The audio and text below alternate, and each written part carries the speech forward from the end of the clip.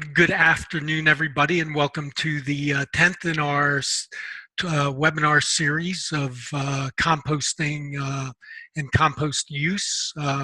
I'm Greg Ivanilo again here from Virginia Tech. As Mark mentioned in his introduction, we'll hold most questions for the end, but if as I'm moving through the presentation, there's something that you feel needs to be addressed immediately, feel free to enter the question in the Q&A, and Mark will stop me and read the question. We'll go on without getting anybody behind. So again, this is composting quality and standards. Up to this point, we've talked mostly about the composting process, and now we've gotten to the point where we're at the end of the process, possibly, and we have a finished product, and we want to be able to test it and know what's in that product. So let's start off. So often we'll do a little poll question to get an audience understanding of a topic. But let's start off immediately with a poll question, which is why should compost be tested? And I believe Mark Locklear will have put the question up, and if you could just answer it to the best you can, we'll see where the audience is. Okay. All right, I've launched that poll and I see results coming in now. We'll just take another 10 seconds.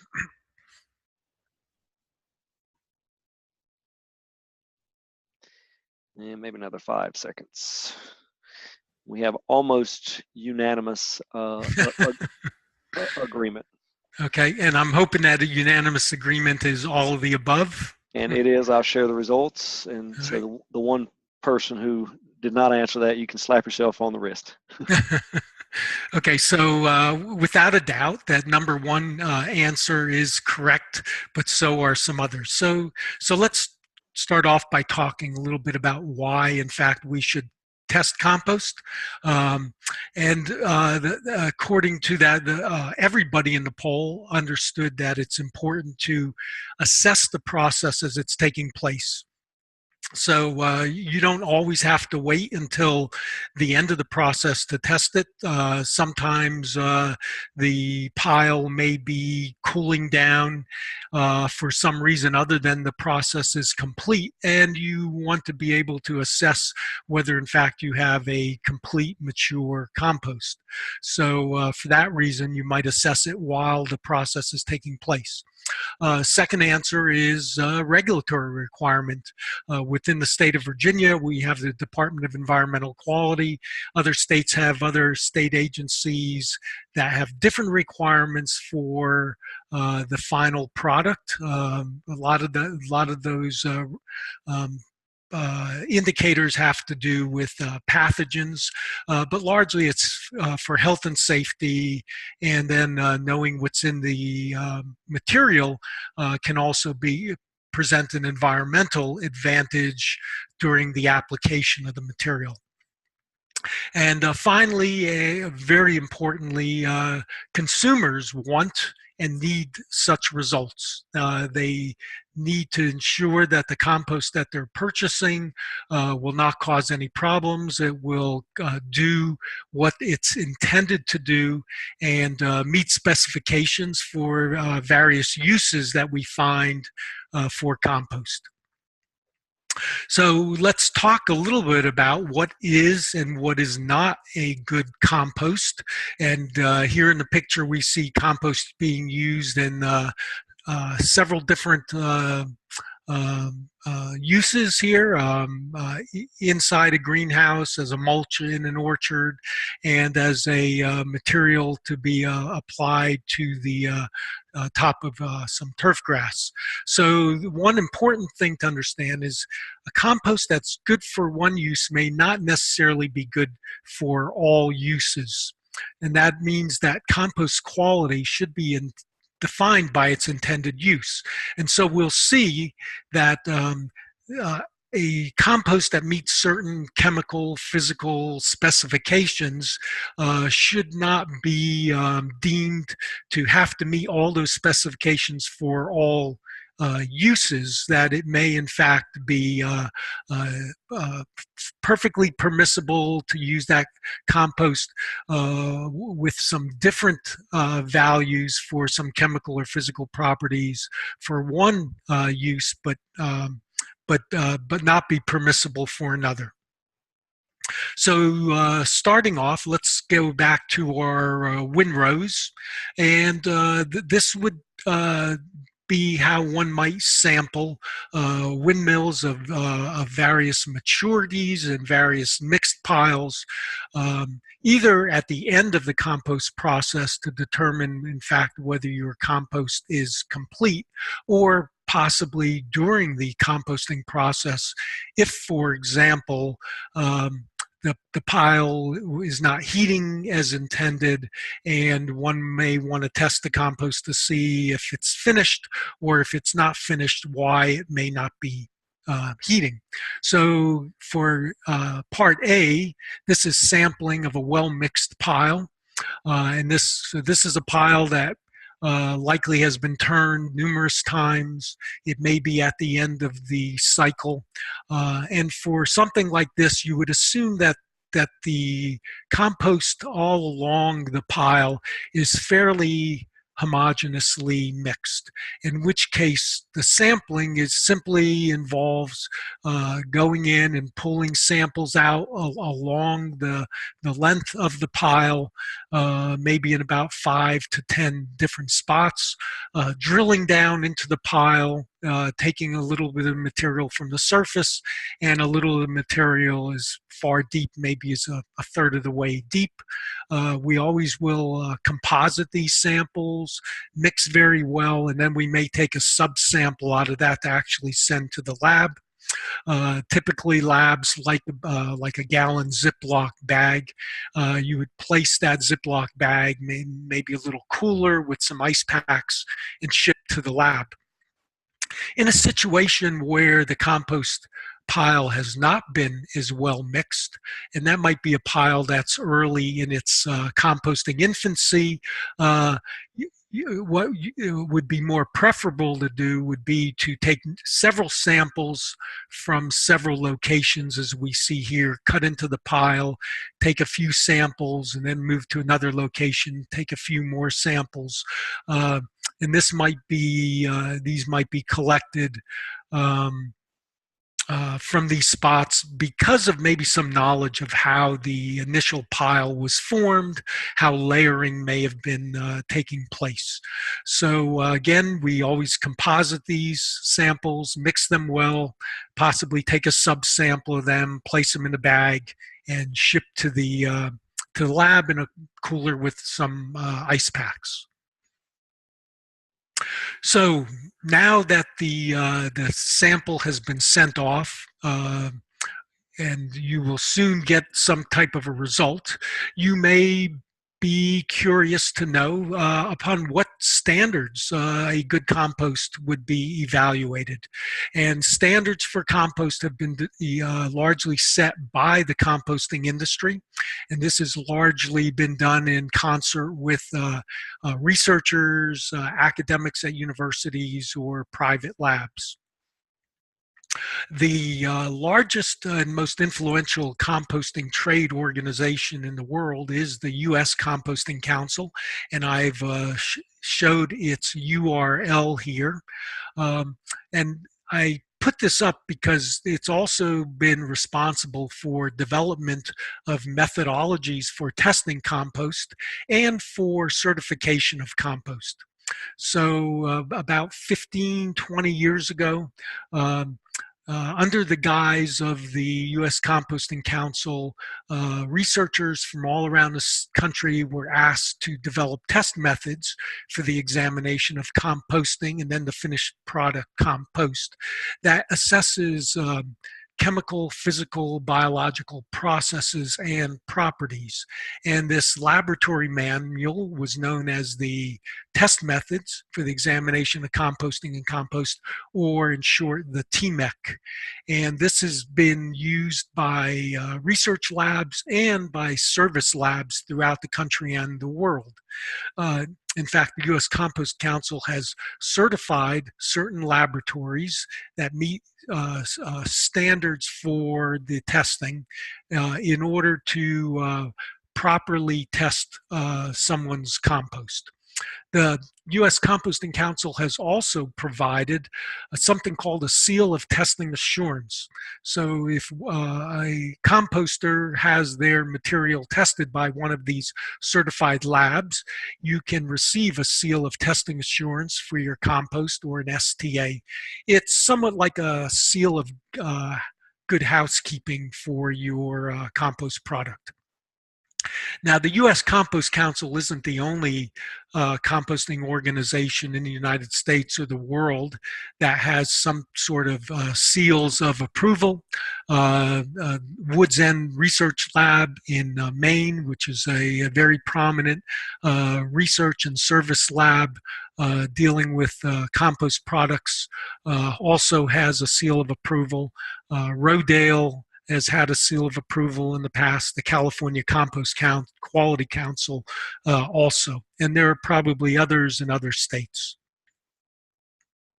So let's talk about some of the properties of compost that would be tested, and why these properties are important to the customer. So this first table shows physical properties of compost, listed in this first column, and then the units that are associated with that property and the significant or the importance of why one would test. So we're looking at these properties. The first one I'd like to mention is moisture content, and this is important because when you're marketing your material, someone is using it, they want to make sure that it spreads easily, it doesn't get stuck in screens, that is not too wet, and it isn't too dusty, so it's not too dry.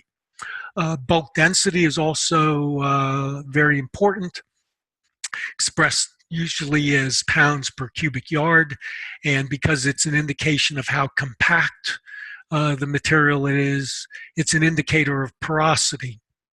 Water holding capacity is simply an indicator of the amount of water that would be held and then likely supplied by the compost.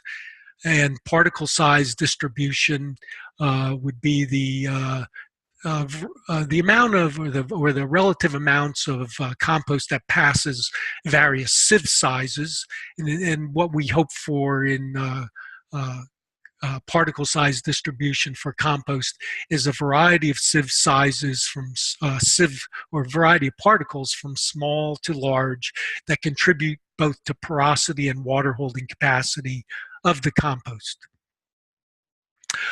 We also test for chemical properties of the compost.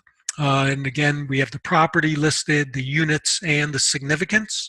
The first one I'll mention is total organic carbon, typically presented in percent units.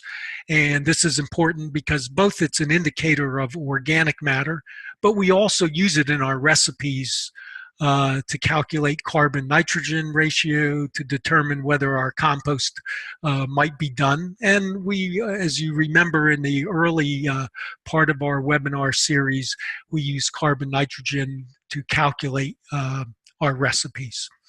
Volatile solids is a term that one may see from some laboratories, possibly not all compost laboratories, but some laboratories that test biosolids and manures may test volatile solids. It's an indicator of the amount of loss of matter upon ignition at a high temperature, and we're largely going to only lose organic matter under high temperature, so the amount if that's lost is this volatile solids, and it's an indicator of the organic matter content of the compost. And an aspect of compost, or a parameter of compost that's important for soil properties, is cation exchange capacity. It's the ability of the compost to hold cations, nutrient cations like calcium, potassium, magnesium. It's expressed either in milliequivalents per 100 grams or centimoles per kilogram. And again, it will contribute to the cation holding capacity of your soil. We test in compost labs for all forms of nitrogen, organic and inorganic, and this will provide an indicator of the total amount of nitrogen and the amount of plant available nitrogen. pH, very common indicator either of acidity or alkalinity, and it can give you tell you whether or not, or give you an indication of whether your compost is not done. Electrical conductivity, shown often as EC, is expressed in millimoles per centimeter or decisiemens per meter. It's an ability of a liquid to conduct electricity. And why would this be important? Because we know that water that has lots of soluble salts in it, like seawater, will conduct electricity much better than distilled water. And so the higher the electrical conductivity, the greater the amount of soluble salts in your compost. Soluble salts are important because they are the ions that are the nutrients for the plants, such as a calcium 2+ ion, a nitrate -1- ion. And so these are valuable indicators of nutrients. But if the soluble salt level is too high, is indicated by electrical conductivity, then it also indicates that you may have a situation where plant roots and young seedlings will not be able to grow well under too high a soluble salt content. And finally, for chemical properties, just all the other essential plant nutrients, phosphorus, potassium, calcium, sulfur, the micronutrients are also often shown, and this will give an indication of their nutrient availability. Many labs will also measure biological properties. Some of the biological properties are due to potential pathogens in the compost that we hope the process destroys, and also beneficial microbes that may exist in the compost that contribute to its beneficial effects in the soil.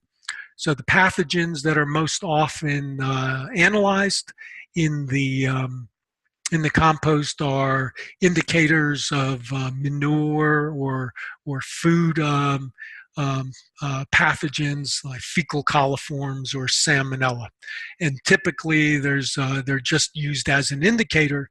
There could be other pathogens present at one time, but if these indicators are low or non-existent, then we can be usually assured that all other pathogens are low or not present. And I did mention beneficial microbes such as trichoderma or pseudomonas. Some of these are antagonists to pathogens. That means they will fight against pathogens in the soil and prevent them from maybe infecting a plant. And some are actually plant biostimulants, which may provide some plant hormones that enable plants to resist stress, such as drought stress in the soil. So most labs don't measure beneficial microbes, but there are a few that will. Here we have an example of a U.S. Composting Council technical data sheet for a particular compost product. This is one that was, the product actually had the seal of testing assurance. This 2002 is when this analysis was completed. So again, of the materials or the properties that we just talked about are shown here. The macronutrients, nitrogen, phosphorus, potassium, calcium, magnesium. And the test results are given in this form both on a wet weight or as-is basis, and also on a dry weight basis. Other parameters we talked about that are also shown here: moisture content, organic matter, pH, soluble salts, particle size, and down near the bottom, certain pathogens and trace metals that are considered pollutants. What we do see in these kinds of compost-specific testing programs that we will often not see from a soil test lab or a testing lab, a private testing lab that may test for manure or biosolids only, are these indicators of maturity and stability in the compost. So we will talk about stability and maturity indicators a little bit more. These are parameters that are biological and very specific towards compost. You could also see in this analysis are some recommendations for directions for product use. So whether you were planning on using this for a new lawn or topsoil manufacturing or growing mixes, there's recommendations for how this product could be used. And finally, an indication of the ingredients that were used in the production of this compost. In this case, it used yard trimmings and food byproducts. So let's now look at some specific quantitative values of some of these properties of compost so that you would know how to judge your own compost. So for each of these variables, some are chemical, some are physical. I've listed a range of typical values and then a smaller range that would be of the more preferred values. And the preferred values could be preferred either because they're an indicator that the compost is done or an indicator that the compost would supply great benefits to the soil to which it's applied. So for pH, we like to see pH is near neutral, in this case between around 6 and 7.5. Electrical conductivity, we don't want to see electrical conductivity very high. I have a range, typical range here of 1 to 10. I've seen composts created from manure having electrical conductivities as high as 16 or 17 decisiemens per meter, which is very high. We'd like to see our compost electrical conductivity less than 4, and for sensitive plants, even less than 2.5. Organic matter, we always like to see organic matter in the compost over 50%, water holding capacity over 100%, and this would be 100% would be the compost essentially holding its weight in water. Now, a little bit different again from the water holding capacity is the actual moisture content of the compost as it's received on site. So if you remember from the processing of the compost, we wish that the moisture content of the composting feedstock would vary between 50% and 60%. But as the process proceeds and moisture is lost through heating, the compost will get drier and moisture content will be reduced. And so at the time that we actually market the material, we wish to see it below 50%, and actually probably between 40 and 45% would be ideal. This would enable the material to go through screens without being sticky, and yet it wouldn't be as dry as a material that would be dusty in nature, getting below 40%. Bulk density, again, an indication of the porosity of the material, and we like to see finished compost materials have a porosity, bulk density of somewhere between 800 pounds to 1,000 pounds per cubic yard. So you can almost think of compost as a cubic yard of compost being about a half a ton. And so 2 cubic yards would usually make up about a ton of compost. So here's some other property values. Nutrients. Now, one realizes that compost does provide nutrients, the macro and micronutrients, and also carbon as a nutrient for microbes in the soil. So you would think that maybe compost with higher nutrients might be considered a higher quality material, but there really is no minimum that sets off a high quality compost from a low quality compost. Compost is largely a soil organic matter source, and the nutrients, while valuable, do not by themselves make the product high quality or low quality. However, it would be valuable to the user if you can list the concentrations of the nutrients so they would understand what portion of the nutrient requirements of the plants or the soil they are supplying when they apply compost. Particle size will be dependent on use. If you're using the material as a soil amendment, the finer particles are more reactive and therefore usually command a higher price on the market. But if you're using your compost as a mulch, for example, you would want larger woody particles. We analyze trace elements by use of an US EPA Part 503 rule standards. These are the standards that were developed for biosolids, and they have strict standards that for 9 inorganic trace elements, and these are the trace elements in biosolids and compost that must meet these standards. We'll talk more about those later. And then finally, our biological indices that are a little bit different for compost than they are for about any other organic feedstock, such as manure or biosolids that would be applied to land directly. So one of these variables or properties is what we call stability, and we'll talk about that in a little while. We want material that's stable to highly stable.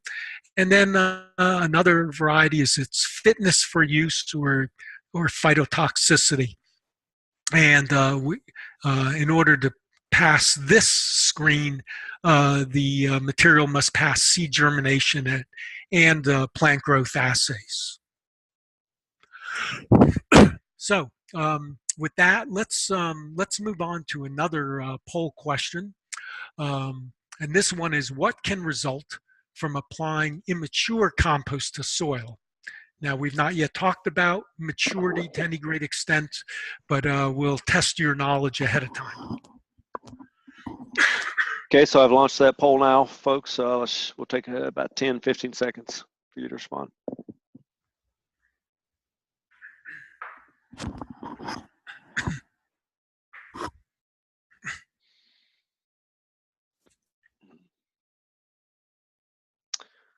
Okay, seeing results are still coming in, so we'll take another 5 or 10 seconds.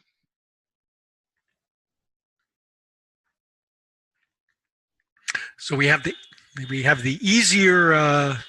easier questions first and the harder poll questions later. So okay, all right. I think that it's about as good as it's going to get. All right. Okay. All right. So it's good to see that we have a variety, and in fact the answer that has gotten the most number of votes is one of the incorrect answers. And the answer is number 3, accumulation of phytotoxic organic acids. So if we close this poll, let me just go over these. So excessive amount of soil phosphorus that can pollute surface water. So immature compost has to do with biological effects of carbon stability and has nothing to do with the amount of soil phosphorus in the material, even though we don't want soil phosphorus to pollute surface water. Number 2 here was excessively stable carbon that will not provide energy to soil microbes. So in fact, in composted material, the carbon does become stable, but it does not become, or an immature compost, it's not excessively stable. It will provide energy to soil microbes, and the carbon in immature compost will often, in fact, support the growth of pathogens. So number 3, the accumulation of phytotoxic organic acids, and we'll talk about that in a little while, as the process is incomplete. Instead of having an aerobic oxidation of organics to carbon dioxide, we often get these only partially oxidized materials, and some of them are organic acids that are phytotoxic. So let's move on and talk a little bit about more detail about this compost maturity aspect. So we had we listed 2 properties in the testing regime of compost that we assess for compost maturity. One is called stability, and that's simply the degree of decomposition of energy containing feedstock used by the microbes. So remember, the microbes are using the readily available carbon for their feedstock, and that's what's creating their heat through respiration. And when the composting process is near complete, in fact, most of that readily available carbon has been degraded and used either for new bug bodies or stable humic acids and humus. And so at that point, we know that the material is stable. A second part of the compost maturity is something we call fitness for use, or phytotoxicity. And this simply tells us that immature composts can be phytotoxic. They can be phytotoxic through possibly free ammonia in the material, if not all of the nitrogen has been absorbed and used by the microorganisms, or volatile organic acids. And that's was the answer to the previous poll question. So here's a landscape picture of a symptom due to a phytotoxicity caused by some compost. So in this landscape area, there was a composted product that was used both to supply nutrients and then also some of the larger particles, maybe to keep down weeds and to hold in water. Because this material hadn't been composted fully, there was a significant amount, or maybe properly, there was a significant amount of acetic acid or vinegar in this product. So if anybody has ever gotten delivered a load of mulch that they can get a strong vinegar smell from it, that's an indicator that that product may have been stored and had some anaerobic fermentation, creating acetic acid, but didn't actually decompose fully to carbon dioxide. So in this case, we get a little bit of bleaching here in the grass by some of this acetic acid. If in fact the plant grown in this landscape was a succulent, tender plant, we may have seen detrimental growth symptoms also here. So let's look now at compost maturity index and try to understand what it is and what it isn't. I have a range of properties, sort of qualitative properties, from a very mature, desirable compost to an immature, undesirable compost, and then a mature would be in between. The mature, of course, well cured, the immature, raw or uncured. The very mature would have no continued decomposition. In the immature, there would still be maybe some decomposition going on and some odor production. There would be no phytotoxicity potential in the very mature, but in the immature, a high toxicity potential. No impact on available soil nitrogen in the mature, and I mean no detrimental impact of immobilization of nitrogen. Certainly a good mature compost will supply some net nitrogen, but in an immature compost, we find that available soil nitrogen can be immobilized by the compost. So let's look at a maturity assessment process that's used in the TMECC. And it starts off simply by determining the carbon-nitrogen ratio in what you anticipate is the finished product. If the carbon-nitrogen ratio is less than or equal to 25, then this compost has potential to be a good quality, and we would go on to measure some other attributes. But if the compost quality index is not less than or greater than 25 to 1, say it's 28, 35, 40 to 1, we would characterize this compost as being immature and take it out of the stream. Now, if it meets the carbon to nitrogen ratio index, then we could move it on to the next stages of analysis, in which we would test at least one test method from what we're calling Group A and one from Group B. So Group A is an evaluation of the stability, or that is the carbon stability of that, and Group B would be an evaluation of the phytotoxicity of this material. And then we can combine the two to assign a maturity rating. And then the maturity rating could either tell us the product is immature, mature, or very mature. So let's look at some of the compost maturity index parameters. First for Group A, which is stability. And we determine A through maybe some respiration tests. So again, respiration by both humans and microbes in the compost pile is our ability to take in food, use oxygen, and give off carbon dioxide. So if there's still a lot of food to be digested by the microbes or by us, then we'll need a lot of oxygen to consume to produce a lot of carbon dioxide. So in this respirometer, one would put some compost and then measure the amount of oxygen or the specific oxygen uptake rate as an indicator of respiration or stability. We could also, instead of measuring the amount of oxygen taken up, we could measure the amount of CO2 that's evolved by the decomposing material. This can also be done by a quick test called the Solvita test that I'll talk about in a little more detail, which is a quick test indicator of the amount of CO2 that evolves from a compost product. And then another example of a stability test is putting the compost in an insulated flask and measuring whether the compost heats in this flask. If it begins heating again, we know that the carbon is not stable. So we'll look at each of these in a little more detail.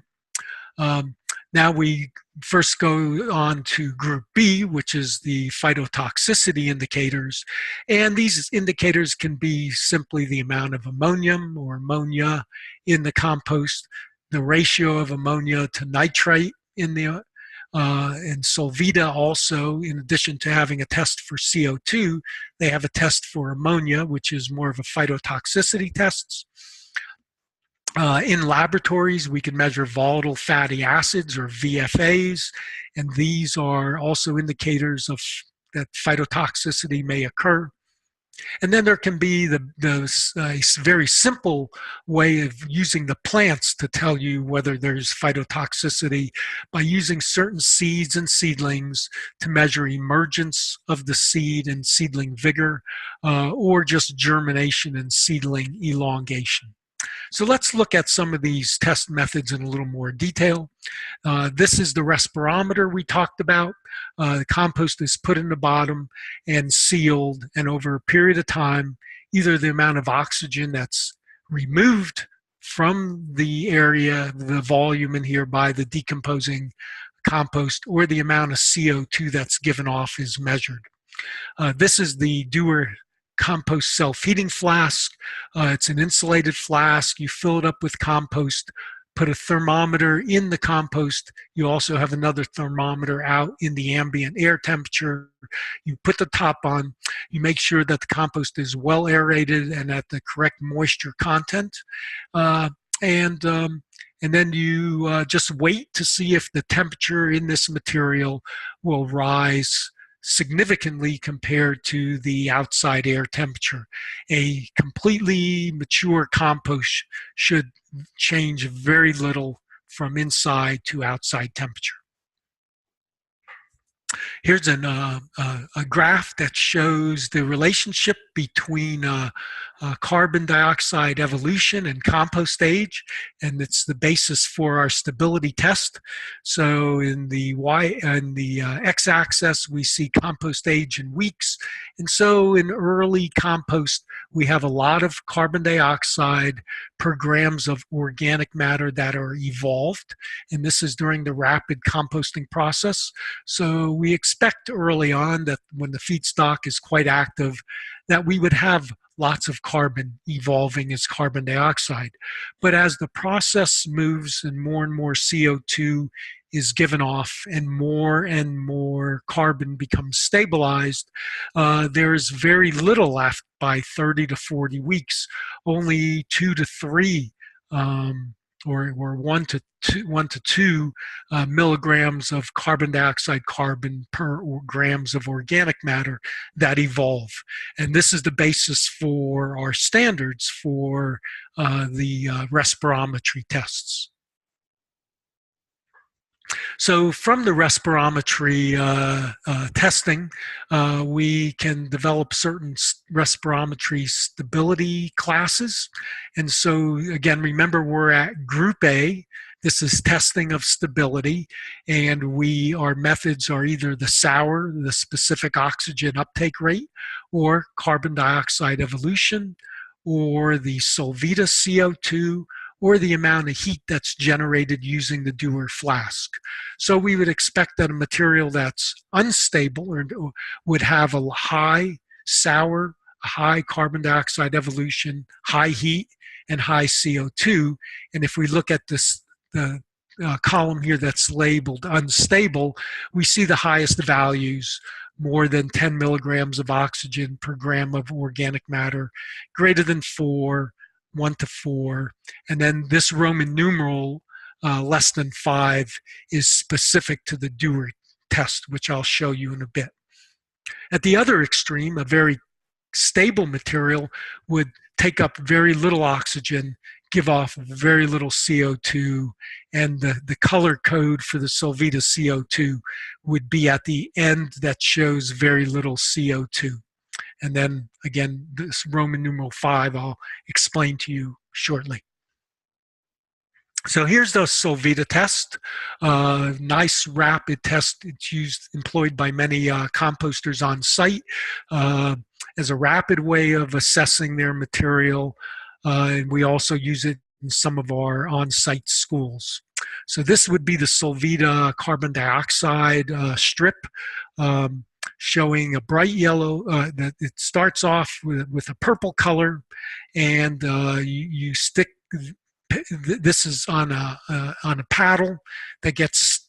You put compost in the jar, fill it up halfway, make sure it's moistened.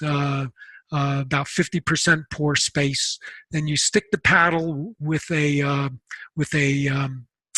indicator strip on it. The indicator strip again starts off at a purple color. You seal it, and after a couple hours, you open it up, look at it, and you could either compare the color to such a strip or use a digital reader.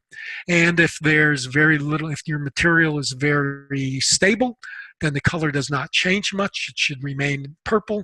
But if there's a lot of CO2 evolved, it'll have a high a yellow color down in the 1-2 range. So we say that 7 to 8 is very stable. 5 to 6 is stable, 1 to 4 is unstable. As we have a Solvita quick test for stability, we also have one for maturity, which employs ammonia as the test strip.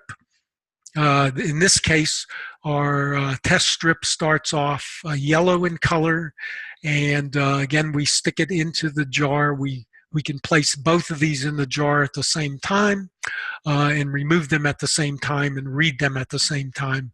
And if the material gives off a lot of ammonia, the color will change from a bright yellow to a dark blue, which shows high ammonia. We have some other bioassay tests that I want to discuss briefly. These are used by labs. They could be used by anybody who has a greenhouse and wishes to test their own compost. One of the more popular one worldwide is known as the Cress test. It's been approved by many composting associations throughout the world, and it's the most widely recognized plant species for compost bioassays. It's moderately sensitive to salinity, not highly sensitive, and it's insensitive to certain herbicides. So the test would go something like this. You get some containers to put your compost material in, and you use a control soil medium. Then you put your Cress seed in, and you watch how it grows. And in this case, a material known as ProMix was used as the control, and we see that the Cress seed did much better in the control than it did in the compost being tested, indicating that there is some slight phytotoxicity parameter or indicator present in this compost. Another often used compost bioassay is the cucumber test. It's not strictly a compost maturity indicator. It will show whether there are fungal pathogens present and show whether there's soluble nitrogen as ammonia or nitrate. And again, here's the compost grown in the control mix and that mixed in the compost. The differences here are not as readily apparent as with the Cress. This is a different material, and they show that this compost material, probably is not a source of fungal pathogens, nor contains too much ammonia. Sometimes the test can be conducted to determine what the correct application rate may be of compost. And we can conduct those in pot studies in the greenhouse. The studies don't have to be for using compost as a container medium, but it can be used as an indicator of what rate we should apply in the natural soil in the field. In this case, there was a growth series using 0, 20, 40, 80, and 100% of a manure-based compost, and we could see them here. So this is the control: 0 compost, 20% compost, 40, 80, and 100. And in this case, soybeans were the bioassay plant. We know soybeans are sensitive to salt stress. They're sensitive to some trace elements, and they're sensitive to certain herbicides. So what we could see here is that with this compost, the 20% seemed to grow just as well as the control. But afterwards, we tended to get a reduction in the growth of the soybean. And we found out upon analysis that this compost had an electrical conductivity of 8 decisiemens per meter, which is quite high, and therefore the reduction in growth with the higher proportions of compost was likely due to the high salt content, and therefore would probably limit the use of this to the soil to about 15 to 20% addition. Greg? Yes. So there's a question Cindy asked, any idea why the U.S. doesn't use the Cress bioassay? Oh, well, the Cress bioassay is an accepted method in the U.S. Composting Council, TMECC. Okay. Okay, so I had indicated that in fact it's used by many testing groups around the country, and I should have put it was also used by the U.S. Composting Council. Great. Sorry for that. Thanks for bringing that up. Okay, so let's look at one more plant bioassay. This is a root growth study. In this growth series, we used a municipal solid waste-based compost, adding it from 0 to 100% in a 21-day trial using sorghum Sudan grass. And here we see 0% compost, 25%, 50%, and 100%. We actually got greater roots. So the sorghum Sudan grass is cut off the top, and then we can pull this mass out and use the roots as an indicator of anything phytotoxic. And we see that this 25% actually gave us extremely good results, but then a reduction below that.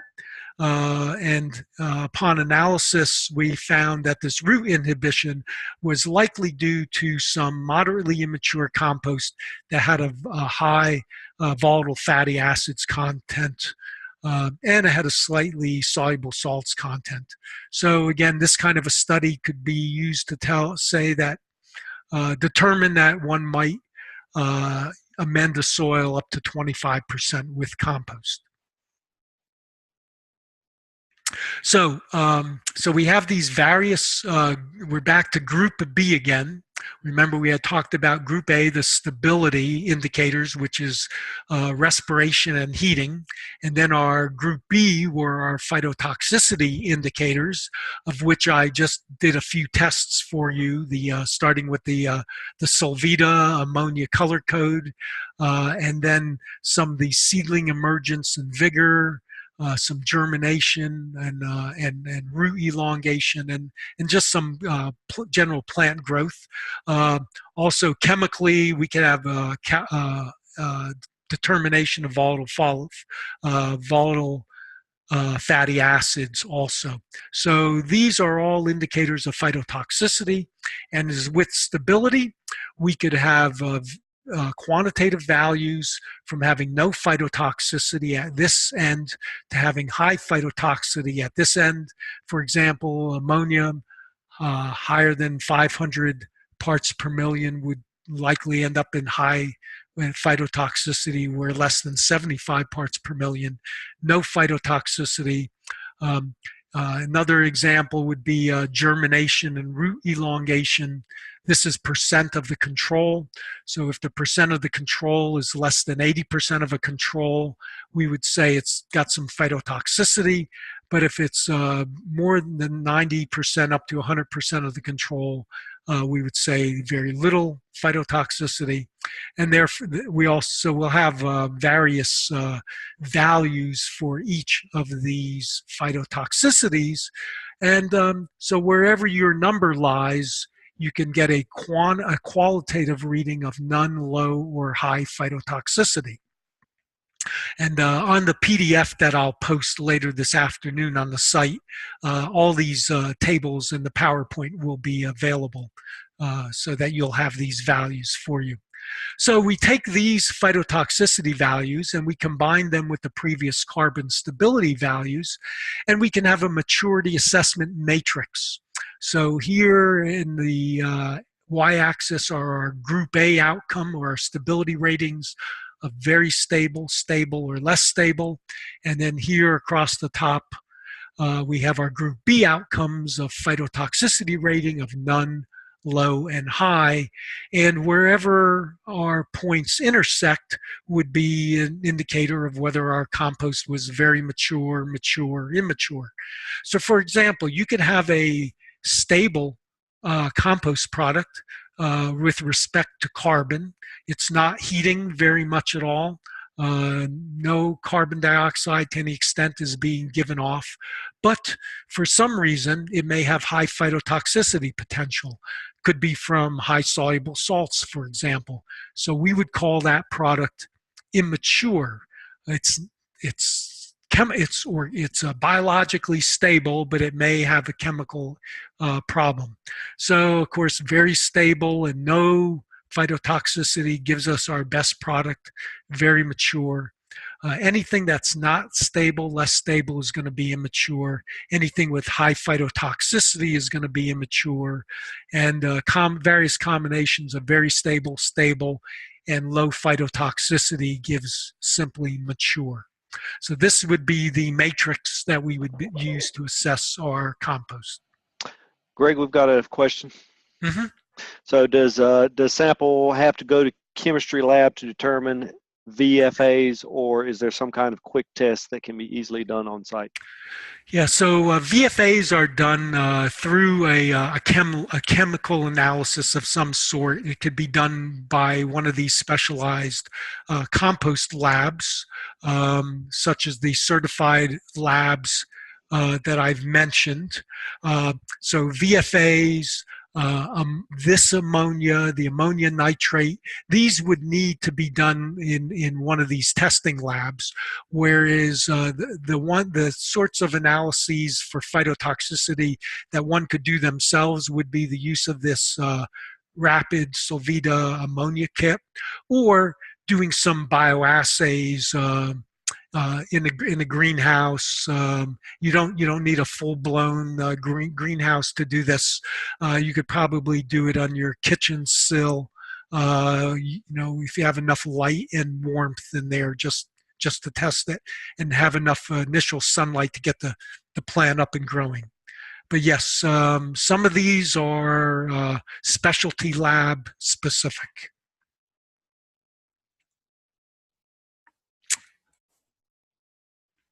So to this point, we've measured or spoken about some of the most of the indicators of whether a compost is high quality or low quality with respect to stability or phytotoxicity. Another recent issue that we've had to deal with in terms of phytotoxicity is that of herbicide residues. And for most part, we think of compost as a process that will in fact break down most herbicides, and this is true. For the great majority of herbicides, you can compost a material, turf grass, a plant that may have some herbicides on it, and the microbes will break those down, decompose them, and result in no sort of residue or carryover effect. However, in the early 2000s, in locations in Spokane, Washington, Pullman, Washington, at Washington State University, and State College, Pennsylvania at Penn State University, some curious findings occurred when composts that were otherwise exceptional in quality were used in various broadleaf vegetable gardens and resulted in deaths of crops that you see here.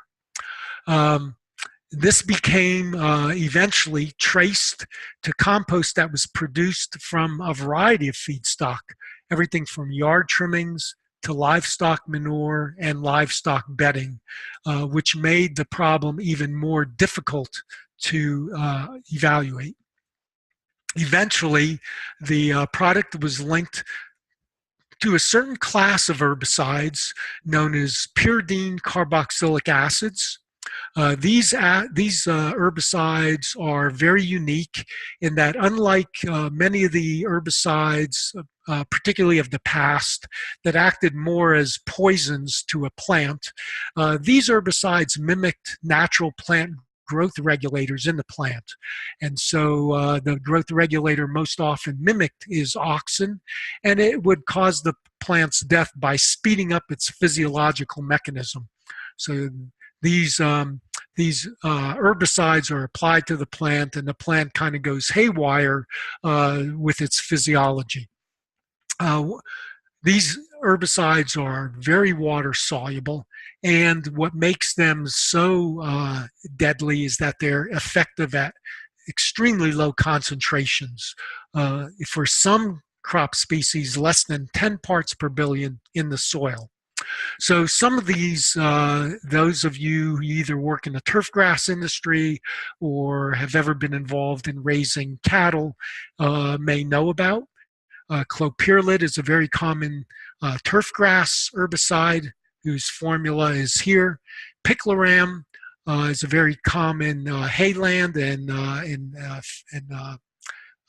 pasture herbicide whose formula is here. Again, this aromatic ring character makes it this pyridine carboxylic acid. These herbicides are actually broken down in the compost process. But the problem is even if they're 99% broken down, if they're high enough, if their final concentration is still high enough, they can pose a threat. In fact, in the Pennsylvania situation, at Penn State, the Picloram was actually applied to a hay field. The hay was harvested and fed to livestock. The animal's manure, after it had gone through the animal and was digested, was then collected. It was diluted with some other bedding material and wood chips and other composting feedstocks, and then went through the entire composting process. And the final material still had a high enough concentration of the herbicide that it was able to wreak havoc with the broadleaf plants grown in that vegetable garden to which it was applied. So we do have herbicide residue bioassays now that have been developed because of that. This is sort of a close-up of, this is red clover, one crop that is very sensitive to these herbicides. It's sensitive in the range of 3 to 50 parts per billion. And the soluble salts may interfere with the interpretation, but generally red clover is a good indicator. One aspect of these herbicides that you would think that you should consider, if in fact your compost has been contaminated with this product, is going back to one of my early slides where I mentioned that an herbicide or a quality for one compost may not necessarily meet a quality for another. So these sort of contaminated composts have typically been disposed of in a landfill, maybe used as landfill cover.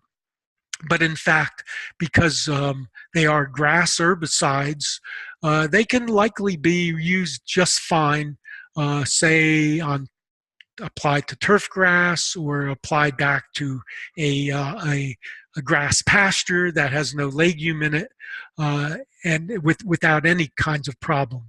But if you're using it on any number of broadleaves, some orchard plants, grapes are very sensitive, onions, peas are very sensitive. So there's listed in the literature sensitivity of various crops to this family of herbicides.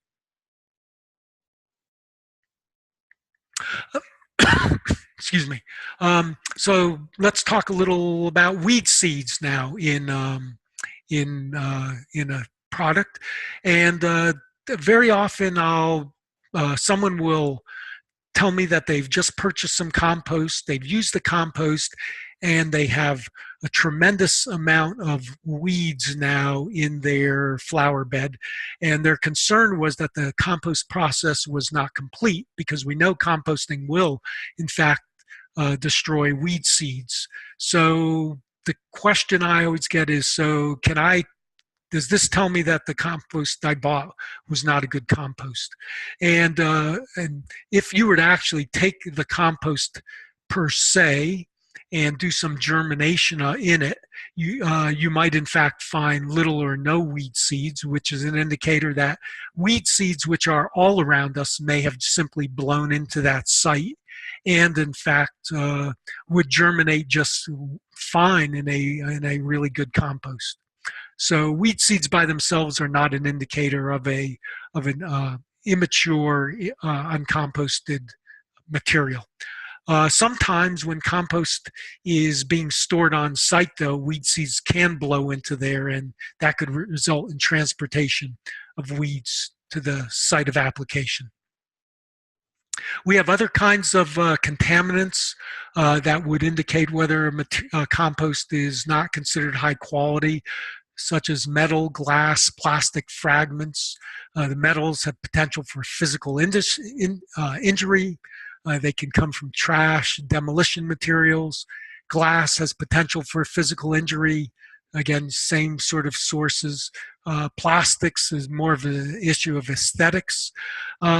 And in general, we have an indicator of quality of compost. Total inerts, metal plus glass plus plastic, should be less than 1% by weight. This is a table from one of the certified U.S. Compost Council labs or a U.S. Compost Council certified lab, the Soil Control Lab from California. Many people here, even on the East Coast, will send their compost to that location. I'm using this as an indicator because they have had a nice compilation of analyses a few years back, almost over 3,500 analyses showing the averages of various pollutants in compost. So the pollutants that are governed by the US EPA 503 standards are arsenic, cadmium, copper, lead, mercury, molybdenum, nickel, selenium, and zinc. Chromium is not an indicator in US EPA standards, but California does have a category of it, some standards for it. Chromium is actually not a problem in compost because the form of chromium in compost is always the reduced chromium plus 3 instead of the oxidized chromium plus 6, which is the very toxic form of chromium. And in the high organic compost materials, we never have chromium plus 6. It's always chromium 3, but California is still being a little more conservative than many other places in the country in terms of regulations have listed it. But what we see here, these are the limits for these various pollutants, for the concentrations of these pollutants for compost material that can be used anywhere in your garden, in your yard. And these were the means of these for over 3,500 samples, showing at least 1 and sometimes 2 orders of magnitude lower.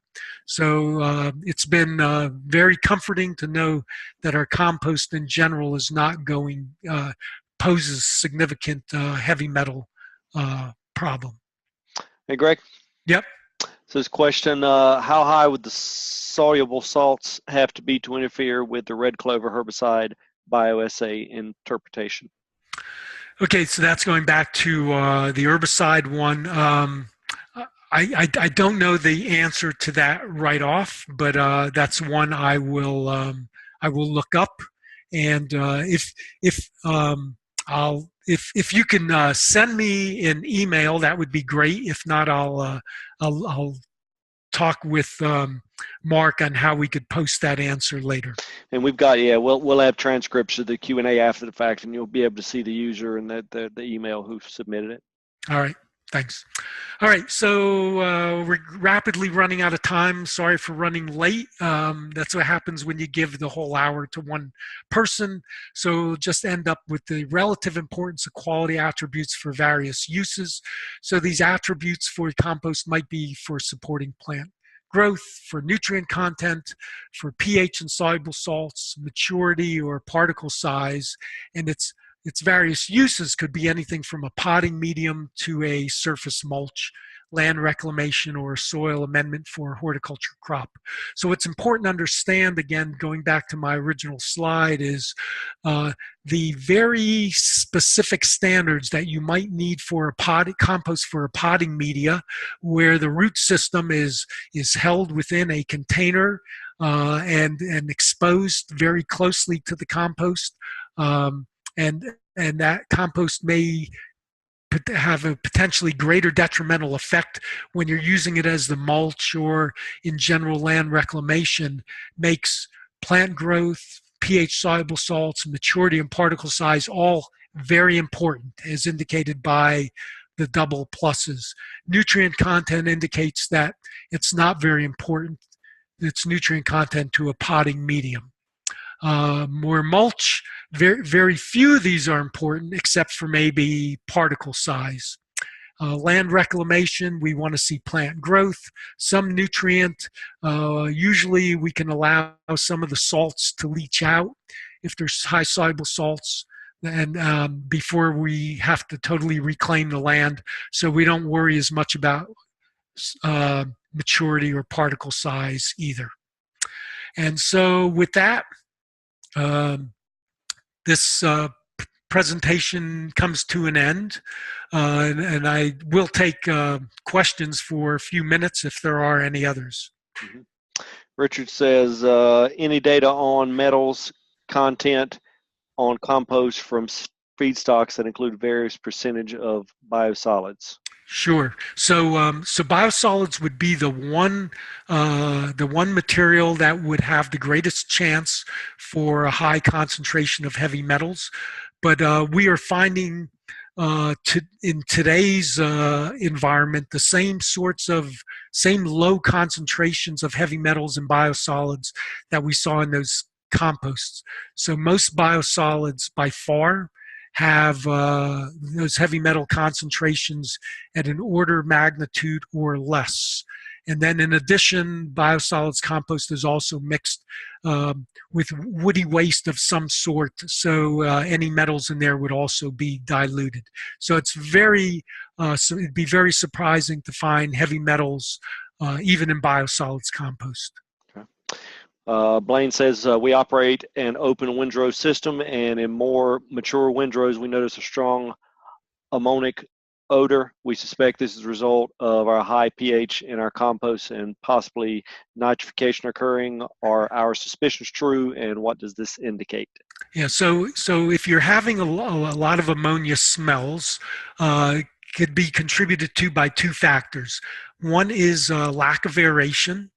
Ammonia tends to form more under anaerobic conditions, but the other would be a high pH. As you get to a pH of 7.8 and above, the balance between ammonia, the gas, which you smell, and ammonium, the cation, which is an essential plant nutrient, tends to shift more towards ammonia. So it's important not to use feedstock that give a very high pH to your material and to keep it well aerated. Okay, folks, while we're thinking about it, I'm going to go ahead and put a link in chat, and if you would, that's a survey. It wouldn't be a cooperative extension webinar without a Qualtrics survey, so that there's your obligatory surveys. But if you could, seriously, please give us feedback there. That always helps out with the quality of the content.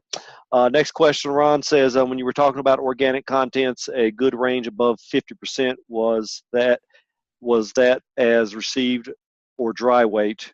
Our last testing had results of as received 36.1% and dry weight as 57.8%. Right. Yeah. Good question. Those data were for dry weight basis, which is what we mostly do when we do our analysis, or it's normally how we express them. So yes, dry weight basis. Right. Next question says why the importance of maturity for soil amendment hort crop is plus instead of plus plus. So some of it will depend on how soon before you plant your crop or plant your, whether it's transplanting seedlings or planting seeds. So when you put a plant into a container, the compost is right there. The seeds, the seedling that you transplant has no way to get away from it. The developing root has no way to avoid it. Anything added to the soil, whether it's for reclamation or maybe a horticulture crop, always has some opportunity to maybe apply your compost couple weeks in advance. So the plus meant it's an important parameter, but maybe I didn't put a double plus there because it could be managed in a way as to enable a slightly immature compost to finish maturing, or a slightly salty compost to leach some of the salts. Okay. Blaine says our compost has high lime and or calcium carbonate content, resulting in high pH. Wait a minute, is this the same one? We suspect this is due to our environmental factors. What are your recommendations to amend the high lime calcium carbonate content or the high pH? So I first want to know where the lime is coming from. We don't typically add lime to our compost piles.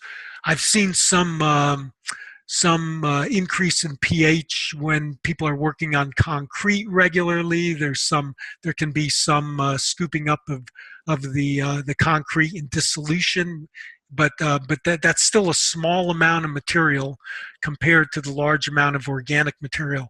So what's important to find out is what part of the feedstock is contributing that lime, that high pH, that calcium carbonate equivalency, and then either eliminating it or using a smaller proportion of that to lower your initial recipe pH. Okay, great. Cindy says, what are some other plants to use for persistent herbicide bioassays besides soybean? So there are most of the plants that you try to plant in your vegetable garden, the broadleaves, will have issues with soybeans, tomatoes, peas, onions. Most of these plants will respond detrimentally. Some respond. Some are more sensitive than others. So I do have PowerPoints on these, and there are websites with publications that list the concentrations that different plants are susceptible to. You could either just Google compost herbicide concentrations and probably find some of these data, or contact me directly and I could provide you with the publication or a PowerPoint to show some of these effects. Okay. No more questions at this time, so folks, we'll just hang out for another 30 seconds. Last chance for any questions you've got. Greg, any info on our next webinar? Yeah, thanks. So just again, a reminder, this is the 10th in our series of 12. So we have our next compost webinar will be in a month. It'll be the third week of April 20th, I believe that is. And that will be on compost use and safety. So I'll be presenting there on various ways compost can be used. And a colleague of mine from USDA in Beltsville, Maryland, Dr. Pat Milner, a microbiologist, will present on some compost safety issues. All right, sounds good then. If there are no other questions, thanks everyone, and everyone have a great weekend. Great. Thank you all. Thanks. Bye-bye.